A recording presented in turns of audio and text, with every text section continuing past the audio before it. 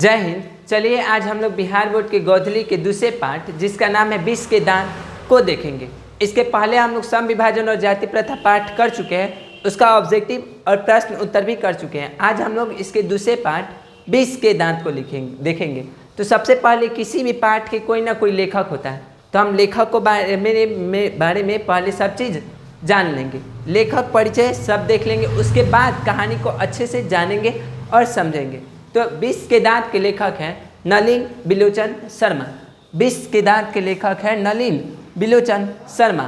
नलिन बिलोचन शर्मा का जन्म 18 फरवरी 1916 ईस्वी में पटना के बदर घाट में हुआ था। नलिन बिलोचन शर्मा जी पटना में जन्म लिए थे। इनके माता का नाम रत्नावती शर्मा तथा पिता का नाम पंडित रामावतार शर्मा था। ठीक है, ये जो थे नलिन बिलोचन शर्मा वो अपने पिता के सबसे बड़े पुत्र थे। पंडित रामावतार शर्मा के सबसे बड़े पुत्र नलिन बिलोचन शर्मा थे।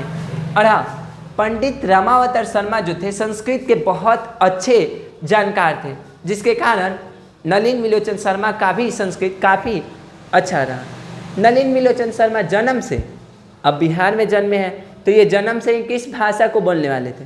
भोजपुरी। तो पूछता है नलिन बिलोचन शर्मा जन्मतः किस भाषाधारी थे, मतलब जन्म से ही कौन सी भाषा को बोलते थे?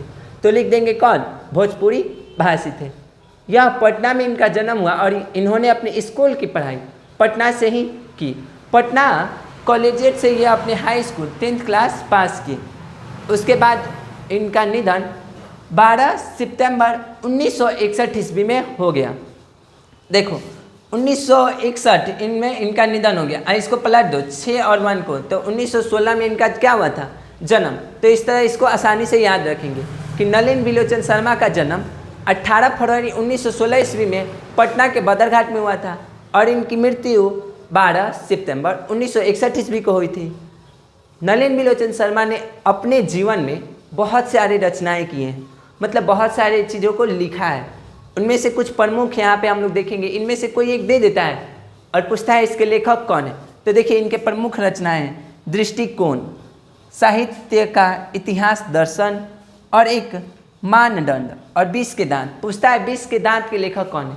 इस पाठ से सबसे ज़्यादा पूछे जाने वाले यही प्रश्न है कि 20 के दांत के लेखक कौन है? तो नलिन बिलोचन शर्मा, जैसे कि आपको स्क्रीन पर दिख रहा होगा, यही है नलिन बिलोचन शर्मा।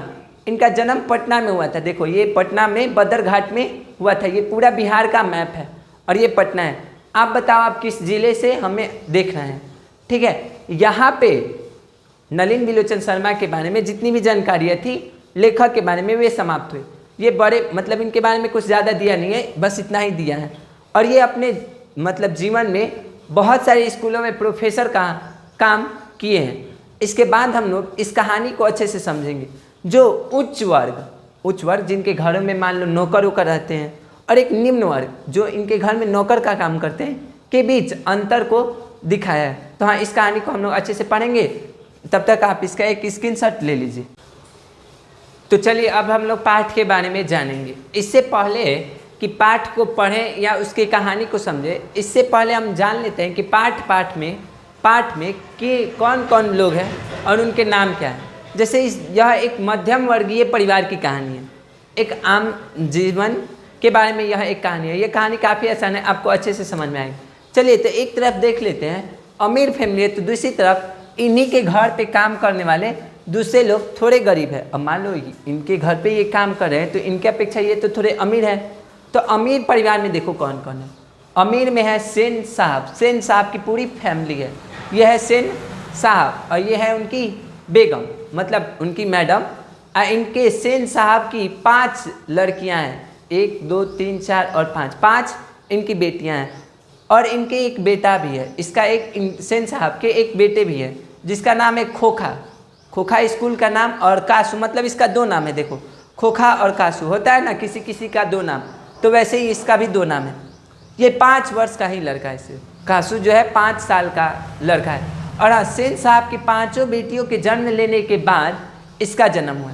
तो सेन साहब कहते हैं कि जो कासू है वो ना उम्मीद बुढ़ापे का आंखों का तारा है, मतलब ये उम्मीद भी छोड़ चुके थे कि अब इन्हें बेटा होगा। लेकिन अब बताओ 5 बेटी हुई लगातार, और उसके बाद कोई बेटा है, मतलब 5 बेटी हुई लगातार और कोई बेटा ही नहीं हुआ। तो इनकी उम्मीद टूट चुकी थी कि अब हमें संतान कोई होगा, मतलब बेटा होगा। तो उस हिसाब से ये अपवाद में एक बेटा हो गया, तो इसलिए यह अपने जीवन का अपवाद मानते हैं और यह घर के नियमों के मामले में भी अपवाद है। इसको आगे देखेंगे क्या है। और दूसरी तरफ है गिरधर लाल की मैडम, और गिरधर लाल का एक बेटा है भी है जिसका नाम मदन है। ठीक है, इस कहानी में इतने लोग हैं और सेन साहब के पास एक गाड़ी भी है जो 7,500 की है। सारा खेल तो इस गाड़ी का ही है। शुरू होता है कहानी गाड़ी से। तो चलिए शुरू करते हैं अब हम लोग कहानियों को। इन पात्रों को आप लोग अच्छे से जान लिए कि हाँ आखिर इस कहानी में कौन कौन से लोग हैं, उनके बारे में हम लोग अच्छे से जानेंगे। तो चलो, कहानी के शुरू में बताया जाता है कि सेन साहब के बंगले के सामने, बंगला मतलब बड़े घर कहते हैं, बंगला जो बड़ा सा घर होता है उसको, सेन साहब के बंगले के घर के सामने एक चमचमाती मोटर कार लगी हुई है। चमचमाती एकदम मोटर कार, एकदम ब्लैक कलर की, जो स्टीमल इंड कंपनी की काली मोटर कार है ऐसे, और बरसाती में खड़ी है। बरसाती होता है ना कवर उसका, मतलब बरसात से ढकने वाला, बरसाती में वो खड़ी है। मानो ऐसी लगती है जैसे काली कोयल अपनी घोंसला में बैठी हो, न जाने कब उड़ जाए। हाँ, वैसे चमचमाती कार इनकी स्टीमल एंड इनके बंगले के सामने खड़ी है, जो स्टीमल इंड कंपनी की है और काले रंग की है, जिसकी कीमत 7,500 है। तो आपके एग्जाम में पूछता है कि सेन साहब की कार किस कलर की थी, रंग तो काले कलर की थी, और कितने की थी तो 7,500 की। किस कंपनी की थी तो स्टीमल एंड कंपनी की इनकी कारें थी। इनकी 5 लड़कियां हैं और 5 लड़कियों को नाम को हम लोग जान लेते हैं। बेटे का नाम तो खोखा या कासू है, एक ही है दोनों नाम। 5 लड़कियों का नाम देखिए दिया है यहाँ, सीमा, रजनी, आलो, सोफाली और आरती। ये इनकी 5 लड़कियों का नाम है। सीमा, रजनी, आलो, सोफाली और आरती, ये 5 इनकी बेटियों का नाम है। सेन साहब कहते हैं कि बेटियां क्या हैं, वो हाथों की कठपुतलियां हैं, उन्हें जैसे चाहो वैसे नचा लो। मतलब यह अपनी बेटियों के लिए अच्छा कानून घर में बना के रखें कि हाँ मतलब इस कहानी में बताया गया है कि सेन साहब उन्हें यह भले बताए हो या नहीं बताए कि क्या क्या नहीं करना है, लेकिन इसकी बात की जानकारी उन्हें ज़रूर बताए हैं कि क्या क्या आपको करना है। वो लोग खिलखिला कर घर में हंस भी नहीं सकते थे, जैसे हम लोग ना फाड़ के हंसते हैं ठठकड़ा वैसे ये लोग नहीं हंस सकते। ये अपने जीवन में सिर्फ एक हल्की सी मुस्कुराहट चेहरे पर ला सकते हैं, ओठों पे। यह अपनी बेटियों की ऐसी तालीम दी है, इसको देखकर मोहल्ले वाले सभी जलते हैं और अपने बेटों को डांटते रहते हैं कि देखो एक सेन साहब के लड़के लड़कियां हैं, लड़के नहीं लड़कवा तो काफ़ी बदमाश है, लड़कियां हैं कि कितनी सुशील और अच्छी हैं। हाँ, यह एक क्वेश्चन पूछा जाता है, सेन साहब की बेटियां हैं सुशील, मनमानी करने वाली या फिर बदमाश? ऐसे तो आप मारेंगे सुशील, एकदम अच्छी बेटियां हैं घर की, समझ में आया?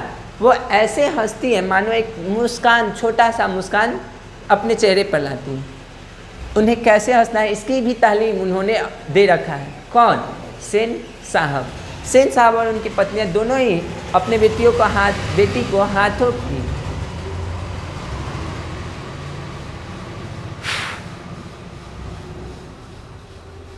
सेन साहब और उनकी पत्नी दोनों अपने बेटियों को हाथों की कठपुतली मानते हैं। जैसे जैसे चाहते हैं वैसे वैसे वो उन्हें नचाते हैं। मतलब कहने का उन्हें नियम कानून में रखते हैं। वो खेलते भी हैं शाम के वक्त, लेकिन ठीक है, ये 5 लड़कियां खेलती भी हैं लेकिन सिर्फ शाम के वक्त। और हवेली के अंदर ही इनका जो बंगला है उसके 4 दीवारी के अंदर ही बाउंड्री है, उसके अंदर ही ये लोग खेलता है। इनकी कारों को आप स्क्रीन पे देख सकते हैं, ये स्टीमल एंड कंपनी की कार है और ये इनके बंगला है। देखो बंगले के सामने कितनी चमचमाती हुई ब्लैक कलर की कारें खड़ी हैं। तो चलो अब आगे बढ़ते हैं। सेन साहब अपने बेटे को इंजीनियर या डॉक्टर बनाना चाहते हैं। पूछता है क्वेश्चन कि सेन साहब अपने बेटे कासू या खोखा को क्या बनाना चाहते हैं? तो बिजनेसमैन या इंजीनियर। सेन साहब अपने बेटे को बिजनेसमैन या इंजीनियर बनाना चाहते हैं, क्योंकि जब देखो तब खोखा जो है किसी ना किसी चीज़ को तोड़ते रहता है, फोड़ते रहता है, जोड़ते रहता है। इसे देख उन्हें लगता है कि इसे सब चीज़ों को तोड़ने में काफ़ी दिलचस्पी है, तो शायद ये इंजीनियर बन जाएगा। अगर हम लोग किसी चीज़ों को घर में तोड़ते रहें तो बस हम लोगों की भी हड्डी टूट जाएगी। लेकिन इसको सेन साहब अच्छा मानते हैं और उसे इंजीनियर बनाने का फैसला करते हैं। ठीक है, आगे इसमें बताया गया है कि सेन साहब के घर एक दिन अचानक कुछ दोस्त आते हैं जो ड्राइंग रूम में बैठे होते हैं। उनमें से एक थे अखबार नवीस। अखबार नवीस उनमें से एक थे। ठीक है, अखबार नवीस सेन साहब के कुछ दूर के रिलेटिव थे।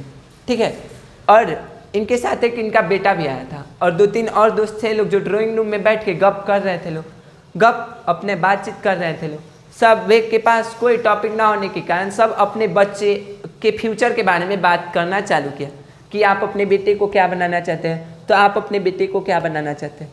तो सेन साहब तो एक ही बात को हर बार रट लगाए हुए थे कि मैं तो अपने बेटे को इंजीनियर या फिर बिजनेसमैन बनाने जा रहा हूँ। तभी जो अखबार नवीस के साथ जो इनका बेटा आया था, उनके कुछ हरकतों को देखकर वहाँ पे जितने लोग बैठे थे वह उस बच्चे की तारीफ कर दी। वो था तो खोखा से छोटा ही, लेकिन वो काफ़ी समझदार मालूम पड़ता था। तो सब लोगों ने अखबार नवीस ये इनके दूर के रिलेटिव है और थोड़े पैसे में थोड़े कम है, तो इन्होंने से पूछा गया कि बच्चा तो स्कूल तो जाता ही होगा। तब तक बीचे में टपक गए। कौन? सेन साहब कहते हैं हम तो अपने बेटे को इंजीनियर या फिर बिजनेसमैन बनाना चाहते हैं।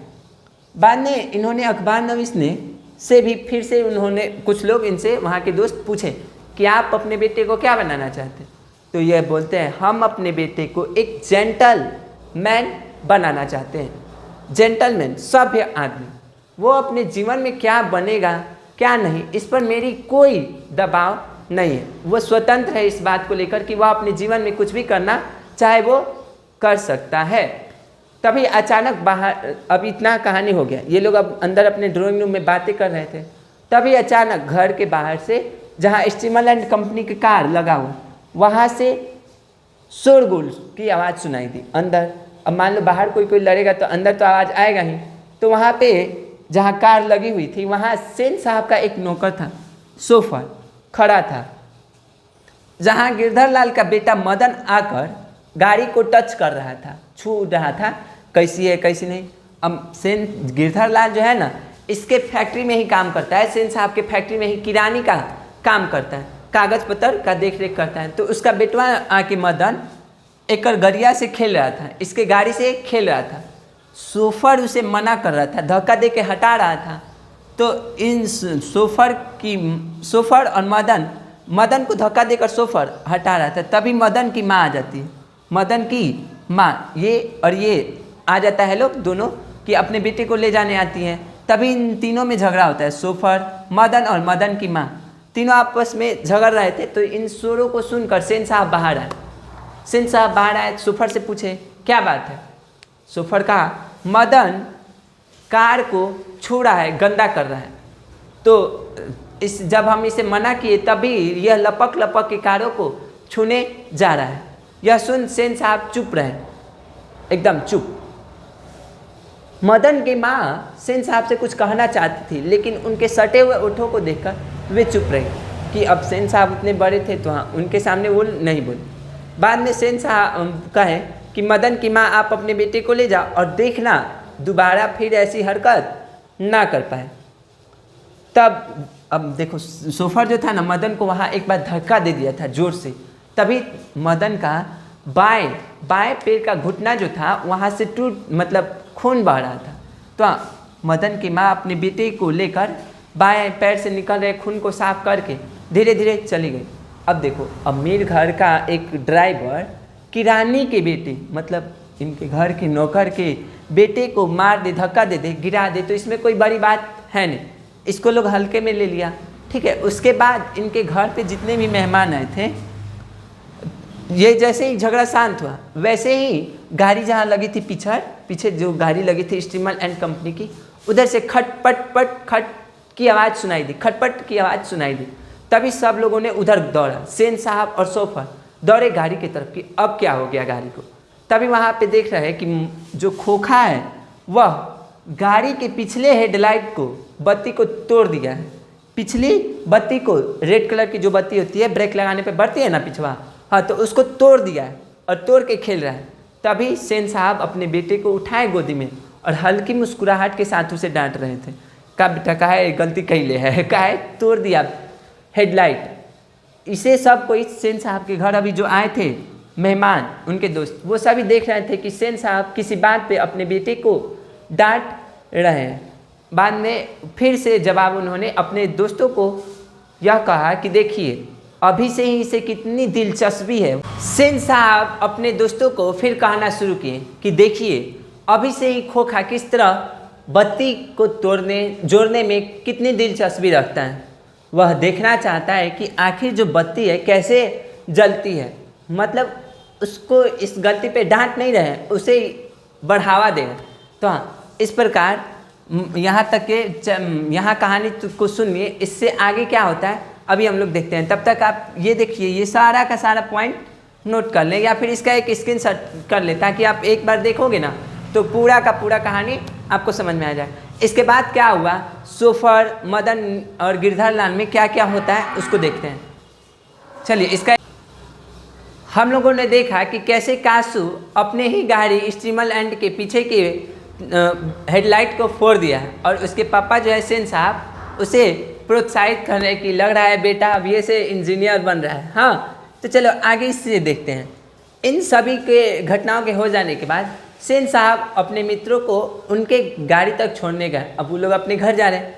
जैसे ही वो गए तो मिस्टर सिंह अपने गाड़ी की तरफ गए और जैसे ही दरवाज़ा खोला तो उनकी नज़र अचानक उनके कार के पहिए के आगे वाले पहिए पर पड़ी।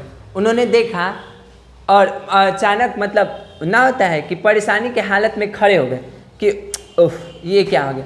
उन्होंने देखा कि आगे वाले चक्का जो है एकदम पिचक सा गया है, लग रहा है पंचर हो गया है। ठीक है, तो वहीं सेन साहब गए और पूछे, बोले क्या हुआ, तो देखिए ना पिचक गया है चकवा। तो सोफर ने बताया कि लग रहा है यह काम जो है कासू बाबा का है, खोखा या कासू का है। उसने अभी गाड़ी के चक्कों से हवा निकालना सीख गया था।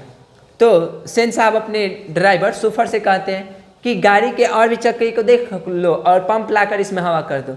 गाड़ी का एक चक्कर जैसे सोफर लगाता है तो देखता है कि पीछे वाले चक्के का भी हवा निकल चुका है। तो सेन साहब से कहा कि बाबा, सेन साहब पीछे वाले का भी हवा निकल गया। सेन साहब कह रहे हैं कि माँ यह हरकत तो खोखा की ही मालूम पड़ रही है। अब तुम हॉल में लॉन उनके घर के आगे एक लॉन था, बगीचा जिसे कहते हैं, वहाँ पे बोले अपने सोफर से कि तुम 2 कुर्सियाँ लॉन में लगा दो। उस एक पे सोफर बैठे और दूसरे पे मिस्टर सिंह। जब तक कारी में हवा ना हो जाती तब तक दोनों बैठ के वहीं पे गप करते रहे।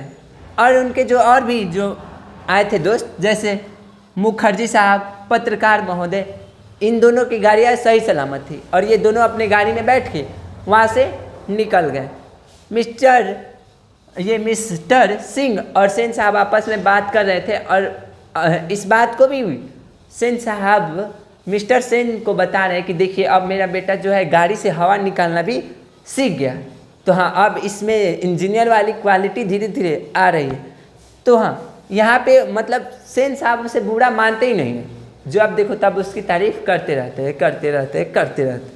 तो हाँ, आगे जब इनके गाड़ी में हवा हो जाता है तो ये भी अपने मोटर गाड़ी पे बैठकर ये भी वहाँ से निकल जाते हैं।